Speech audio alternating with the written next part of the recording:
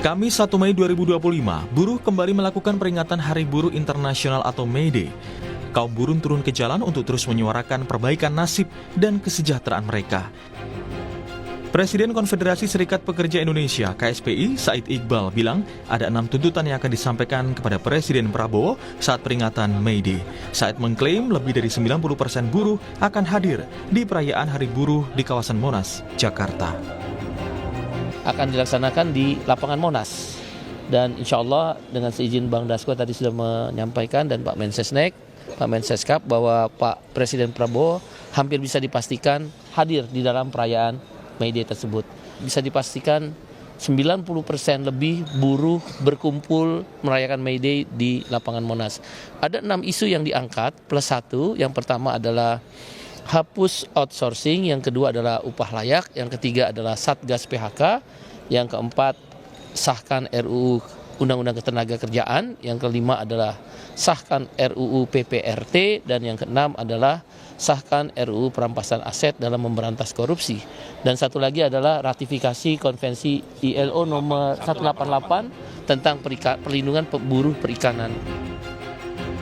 Sementara Menteri Sekretaris Negara Prasetyo Hadi menegaskan Presiden Prabowo Subianto akan hadir di peringatan Hari Buruh atau May Day. Mensesnek menambahkan agenda pertemuan Presiden dengan buruh sudah direncanakan sejak lama. Teman-teman panitia peringatan acara May Day memang beraudiensi dengan kami sekaligus mengantar undangan kepada Bapak Presiden.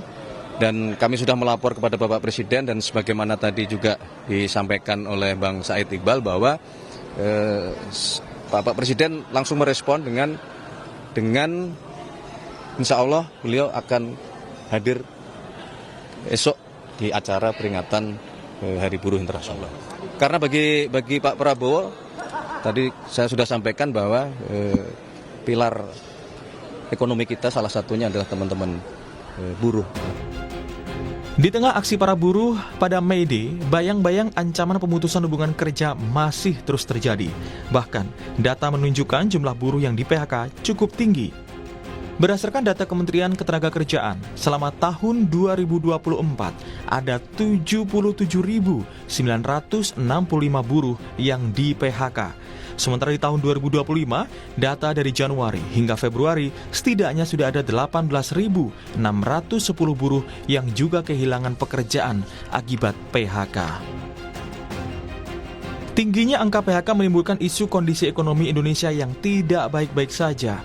Bahkan ada anggapan Presiden dibohongi menterinya tentang kondisi ekonomi yang baik hanya di atas kertas. Tetapi beberapa waktu lalu, Presiden Prabowo dengan tegas membantahnya.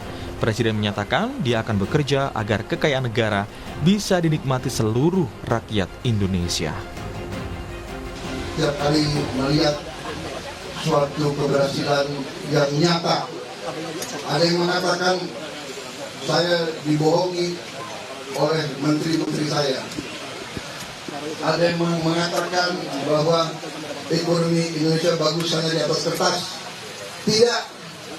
Di depan mata, ekonomi kita di depan mata. Ekonomi kita kuat dan akan lebih kuat lagi. Kita berjuang.